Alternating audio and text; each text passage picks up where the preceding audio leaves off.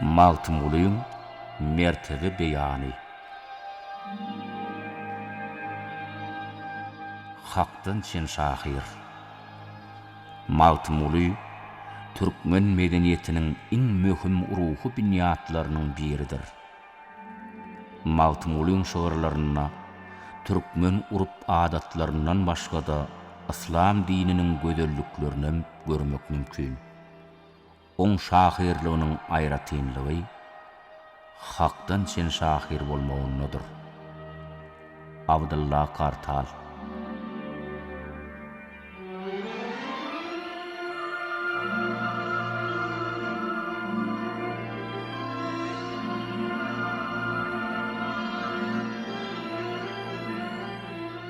Ähtibarly maslahatçy. Özümiň edebiýatçylyk kärime, özümiň ýüregimiň buýrugyna görä men güneşli ülkäni inet şäriýe asyrdan bäri öwrüp gelýän. Adamlaň galyk häsiýetleri, halkyň durmuşy, medeniýeti, taryhy meni haýran galdyryar. Biz köp saatlar öwrenenem bolsak, geçmişiň hatda şu günlüň hadisalaryna da şoň düşünmek üçin öwran Maltymula ýüzlenýäs. Biz her sapar ýüzlenemizde ol biziň üçin ähtibarly maslahatçy, halifa bolup durýar. Aleksandr Aborski.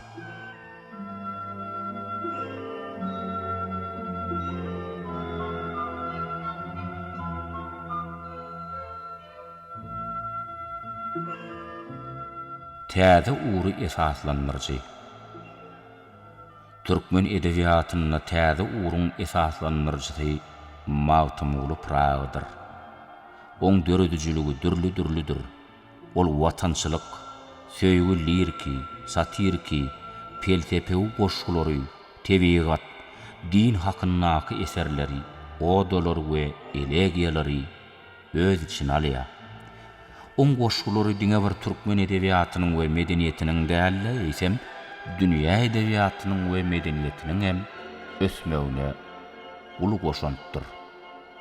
Abitow.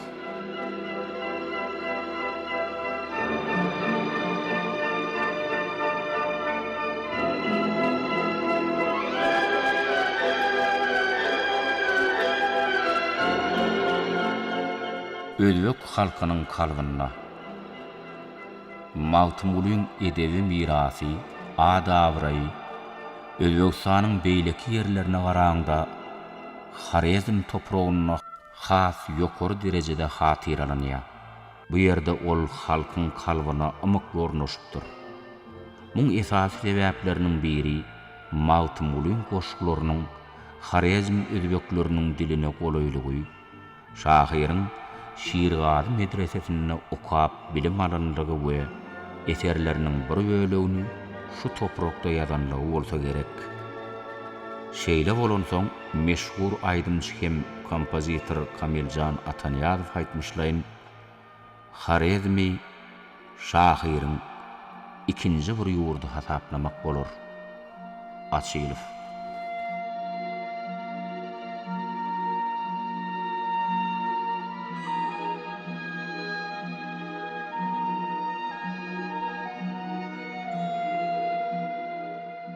Halky däplere eýlenen. Maltymulyň genisi halkyň iň oňat däplerini özüne siňdirmek bilen köp asyrlyk milli medeniýetiň sahy topragyna ösüp ýetişdi. On poeziýasy sada adamlara haýryň we adalatlylygyň öçmez ideýalarynyň gadryny bilýänleň hemmesine bellidir we ýakyndyr. Ahmedow.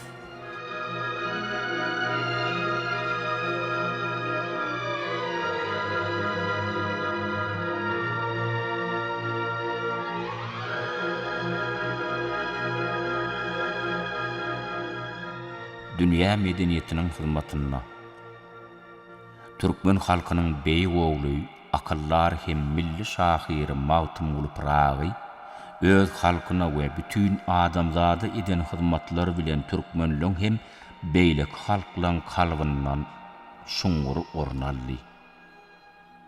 Maltmuly goşgularynyň dünýäde ençeme dillere terjime edilmegi netijesinde dünýäň ähli urtlaryny özüni tanadyp, umumy adamzat ruhy gymmatlyklarynyň ulgamyna goşuldy.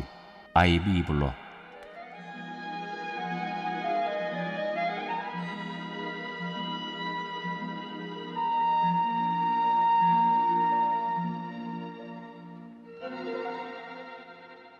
Türkmen kowmynyň taryhy.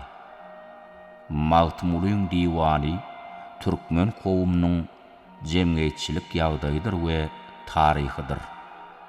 Ahmet Alemi.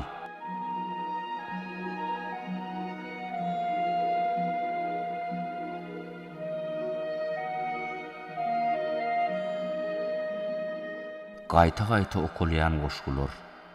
Beýleki türki dilli halklary bilen bir hatarda Azerbaýjan halkam Türkmeniň beýik akyllar şahyry Maltmulyň dana setirlerini tüýs sürekden söýüp okaýar.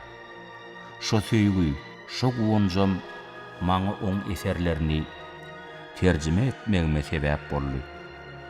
İlkinji gedek 1968-nji ýylda oň Gülzardan aýrylym atly goşgusyny terjime etdim. Soňra Maltmuly men ýakyn hemrame öwrüldi. Kitaplary stolumyň üstünden aýrylmady. Onu gaýta-gaýta okap, ruhuny has ýakynlaşdym, oň täsirine düşüp, özüm ençeme nedire ýazdym. Alif.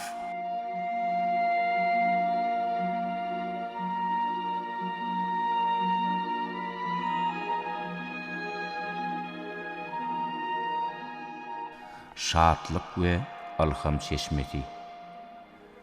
Türkmen halkynyň genial oglunyň eserlerini terjime etmek maňa şahyr hökümine uly döredüjilik şatlygyny berdi. Sebäbi hakyky hudojnik bilen gatnaşykda bolmak şatlygyň we alhamlanmagyň çeşmesidir. Aminzade.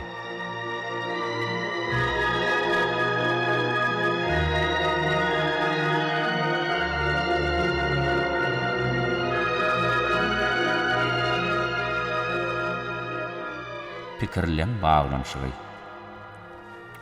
Maltmulyň döredüjiligini ähli şahyrana janrlaryň özara baglanşýanlygyny bellemek gerek. Şahyryň şoğurlaryna garyp bilen baýyň, barly bilen ýoksulyň arasyndaky özara gatnaşyklar hakyndaky mesele de gozbolýar.